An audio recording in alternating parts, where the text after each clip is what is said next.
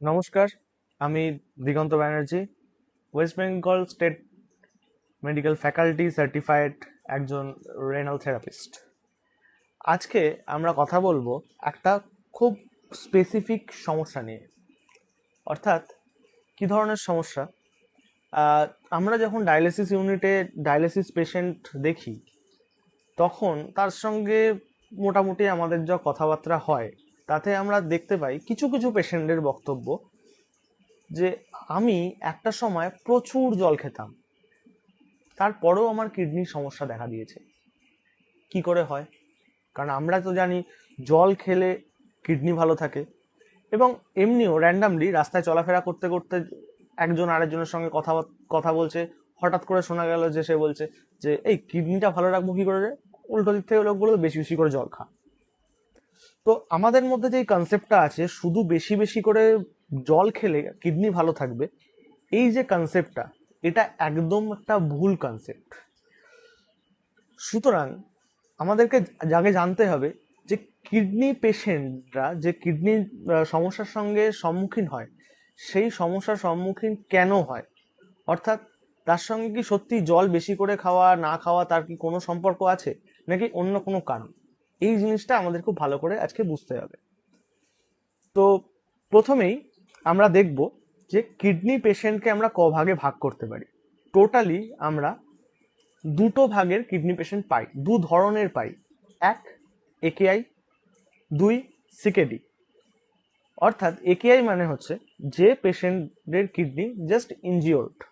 অর্থাৎ ইনজিওর্ড বলতে, ধরুন আপনি রাস্তা দিয়ে যাচ্ছেন, কোনো কারণে হোঁচট খেয়ে পড়ে গেলেন এবং সঙ্গে সঙ্গে আপনার হাত কেটে গেল, পা কেটে গেল বা মাথায় চোট লাগলো, সেই ক্ষেত্রে আপনি হলেন ইনজিওর্ড।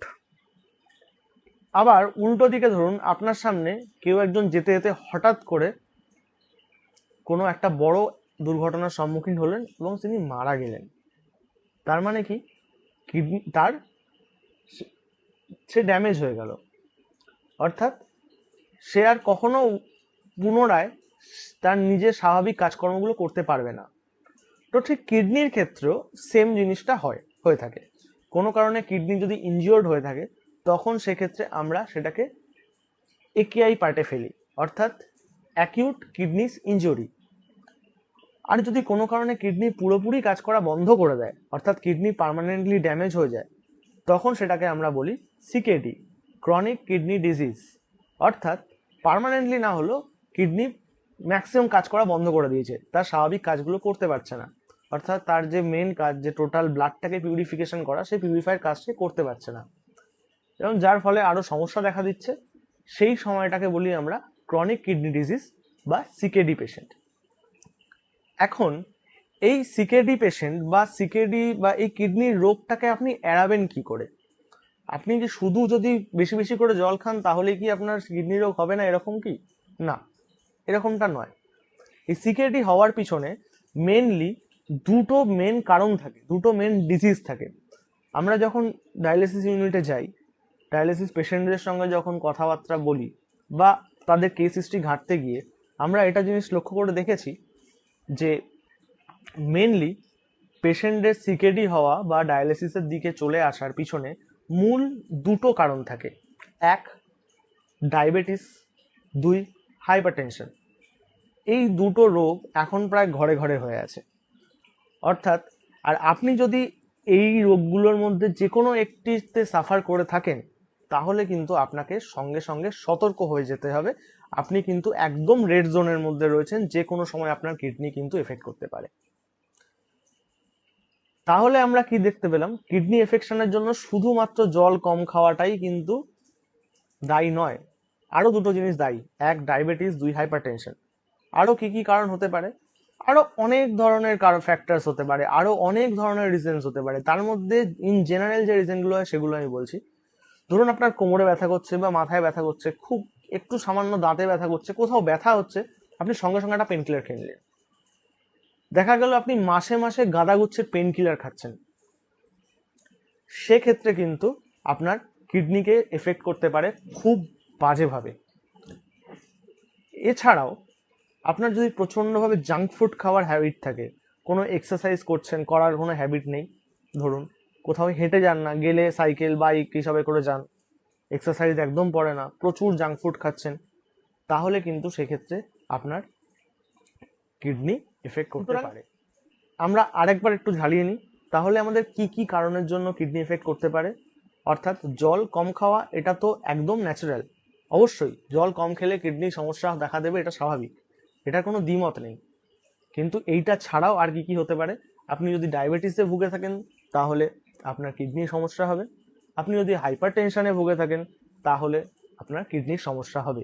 এছাড়া আপনি যদি একটা আনহেলদি লাইফস্টাইল লিড করতে থাকেন, নিয়মিত জাঙ্ক ফুড খাওয়া, হ্যাঁ, কোনো এক্সারসাইজ না করা, বা গাঁদাগুচ্ছের একটা মানে পেন কিলার খাওয়া, এই সব কারণের জন্য কিন্তু আপনার কিডনি এফেক্ট করতে পারে। এইগুলো একদম জেনারেল ফ্যাক্টরস আমি বললাম। আরও অনেক ফ্যাক্টরস আছে, সেগুলো কিছু কিছু আমাদের হাতে কন্ট্রোলে থাকে, কিছু কিছু আমাদের কন্ট্রোলে থাকে না। সেই সব নিয়ে অন্য একটা ভিডিওতে আমরা ডিটেলসে আলোচনা করব। অন্য কোনো দিন কোনো নেফ্রোলজিস্ট আসবেন, তিনি হয়তো এই বিষয়গুলোকে নিয়ে আরও বিশদে জানিয়ে বলবেন। কিন্তু আপাতত ইন জেনারেল এই কটা কারণের জন্য কিন্তু আপনার কিডনি এফেক্ট করতে পারে। এখন আপনাদের মধ্যে প্রশ্ন আসতেই পারেন যে আপনি তো ভয় দেখিয়ে দিলেন, আমি দীর্ঘদিন ধরে ডায়াবেটিসে ভুগছি বা আমার হাইপার টেনশন আছে, প্রেশার আপ ডাউন করে, তাহলে আমার কিডনি ধরেই নেবে, এবার আমি কি করব? কোনো ভয় নেই, কোনো চিন্তা নেই। আপনি যদি ডায়াবেটিসে ভোগেন, আপনাকে বেশ কয়েকটা স্টেপ ফলো করতে হবে। কীরকম? একজন ভালো প্রপার ডাক্তারের সঙ্গে পরামর্শ নেওয়া, যদি আপনি যার আন্ডারে ট্রিটমেন্ট নিচ্ছেন তার সঙ্গে একদম খোলাখুলি কথা বলা, আপনার কি সমস্যা হচ্ছে, কি সমস্যা হয় না, কি আপনি ফেস করছেন, কি কি ওষুধ খাচ্ছেন, সব কিছু ইচ অ্যান্ড এভরিথিং আপনার সমস্ত ডিটেলস আপনার ডক্টরের সঙ্গে শেয়ার করা।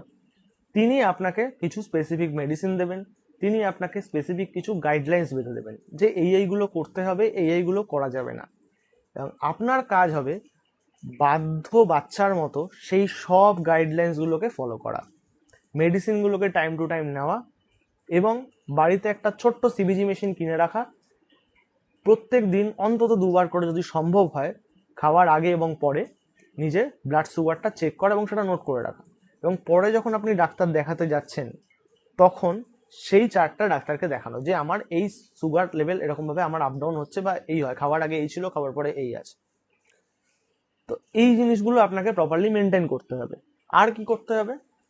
ডায়াবেটিস পেশেন্টদের জন্য কিছু এক্সারসাইজ আছে, কিছু যোগাস আছে, সেগুলো আপনাকে একটু খেটে জোগাড় করে বা কোনো যোগা সেন্টারে গিয়ে কথা বলে সেগুলো আপনাকে করতে হবে।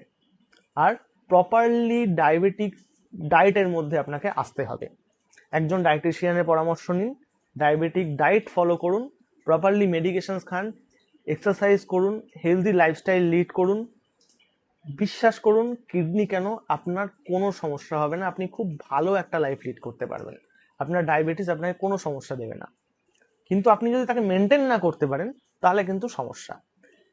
এবার আপনার প্রশ্ন আসতে পারে যে আমার ডায়াবেটিস আমার রক্তের সমস্যা, তাহলে রক্তে আমার সুগার লেভেল বেড়ে গেছে বলে ডায়াবেটিস হয়েছে, তাহলে কিডনির সঙ্গে কি সম্পর্ক থাকলো? কিডনির সঙ্গে সম্পর্ক এটাই থাকে, কারণ আমরা জানি কিডনি আমাদের কি করে, ব্লাডটাকে পিউরিফাই করে। এখন যে ব্লাডটা আসছে তার মধ্যে যদি সুগার লেভেল পরিমাণের থেকেও বেশি হয়ে যায়, তখন কি হয়, গোটা কিডনিটা একটা চিনির জলে চুবানো পদার্থের মতো হয়ে যায়। কোনো আঙুর বা কিশমিশকে যদি আপনি চিনির জলের মধ্যে ডুবিয়ে রাখেন কিছুক্ষণ, দেখবেন সেটা থকথকে হয়ে গেছে। ঠিক সেরকমই সুগার লেভেল হাই আছে, এরকম ব্লাড যতবার কিডনির মধ্যে সার্কুলেট হবে তত কিডনিটা আস্তে আস্তে থকথকে হয়ে যাবে, আর একটা সময় পরে গিয়ে সেটা কাজ করা বন্ধ করে দিতে হবে। সমাধান একটাই, সুগার লেভেলকে কন্ট্রোলে রাখা।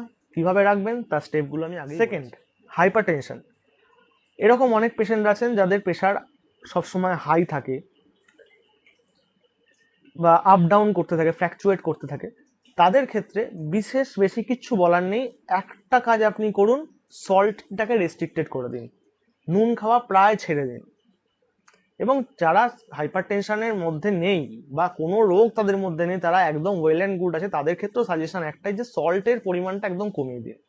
কারণ ওয়ার্ল্ড হেলথ অর্গানাইজেশনেরই বক্তব্য আছে একটা জায়গায় যে রিসেন্টলি কিডনি পেশেন্টদের বৃদ্ধি হওয়ার পিছনে এই সল্ট ইনটেকটা একটা লিডিং কজ হয়ে দাঁড়িয়েছে। অর্থাৎ এত বেশি আমরা সল্টটাকে ইনটেক করছি, সেই কারণের জন্য কিন্তু আমাদের ব্লাড প্রেশার অটোমেটিক্যালি হাই হতে শুরু করছে।